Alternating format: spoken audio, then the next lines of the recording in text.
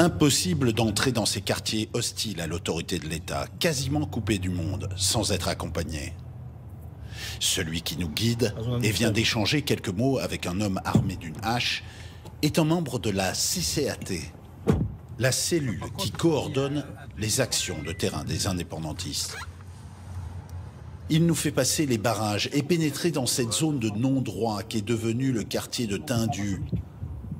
Car c'est ici qu'est tombée l'une des 5 victimes civiles depuis le début de la crise. T'étais fait avec Momo, on est avec Momo là, on va faire le truc pour Djibril. Oui, c'est bon. Djibril est un jeune tué ici le 15 mai au début du chaos. C'est à cet endroit qu'il a été visé et touché et abattu à mort. Dans un geste de panique, le propriétaire de cette maison d'en face tire et touche le jeune homme qui s'effondre.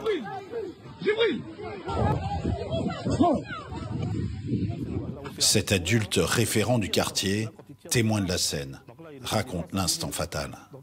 Le gars il descend et dit voilà, moi j'étais chez moi, on m'a caillassé, donc moi j'ai tiré. J'ai tiré pour que ça s'arrête, parce que si je tire à côté, ils vont recommencer. Pour être ici, même notre guide de la CCAT doit respecter la coutume et offrir le manou, une pièce de tissu aux autres qui nous accueillent. Voilà pour la tradition kanak. Rien à voir avec les groupes encagoulés qui tiennent le barrage à 100 mètres de là. On ne croit même pas à la démocratie française. On en a marre. Hey, la jeunesse, regarde la jeunesse. La jeunesse, c'est l'image du pays. Vous pouvez couper la musique, s'il vous plaît. Coupez la musique ou allez barrer là-bas, s'il vous plaît. Difficile de maintenir le dialogue avec ces émeutiers imbibés d'alcool. On a presque fini. Même, vous avez vu qu'on a dit le montant de pas d'alcool, mais vous avez vu comment c'est difficile, parce qu'ils ont un stock.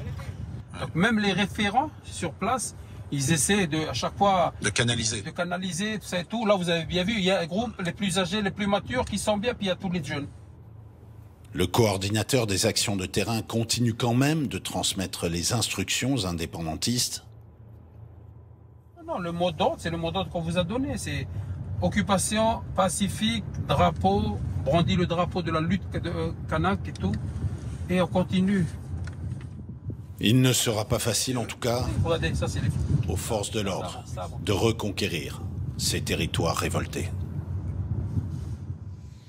Alors Emmanuel Macron, lui, est rentré à Paris aujourd'hui après une visite qui aura duré 17 heures. Sur place, le président a rencontré la plupart des représentants politiques et il l'a répété, il ne passera pas en force sur la réforme du corps électoral. Essayons de comprendre sur quelles questions les uns et les autres vont maintenant tenter de s'entendre. Que pourrait contenir ce fameux accord politique global pour évoquer, pour sortir de la crise? Léa Merlier, Céla Bougriou et Fabrice Maillard.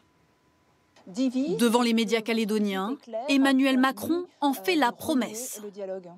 Moi, je m'engage à ne pas passer en force pour essayer pendant quelques semaines de redonner une chance à l'apaisement et au dialogue. Sur quelle base peut reprendre ce dialogue? Après 11 jours d'émeutes, indépendantistes et loyalistes doivent encore s'accorder sur la réforme du corps électoral.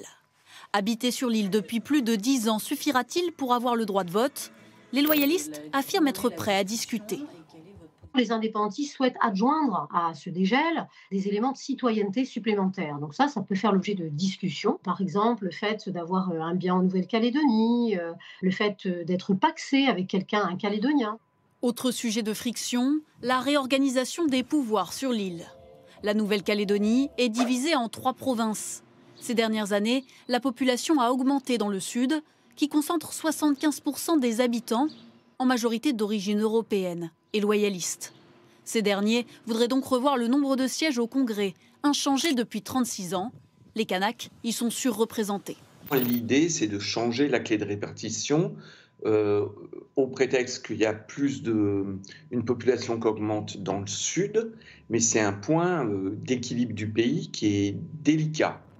Dernier point, tout aussi important, l'avenir de la filière du nickel.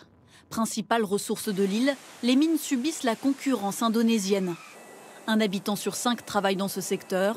Pour sauver ses emplois, faut-il une intervention de l'État? Les deux camps s'opposent sur cette question. Parviendront-ils à s'entendre sur un projet commun d'ici quelques semaines, comme le demande le président de la République? À cette heure, les indépendantistes n'ont toujours pas réagi. Et puis sachez que Gabriel Attal a lui rendu hommage aujourd'hui aux 2 gendarmes morts la semaine dernière en Nouvelle-Calédonie. Cérémonie qui s'est tenue au fort de Charenton, à Maison-Alfort. Le maréchal des logis-chefs Nicolas Molinari, 22 ans, avait été tué par balle sur un barrage. Le major Xavier Salou, 46 ans, a lui été victime d'un tir accidentel.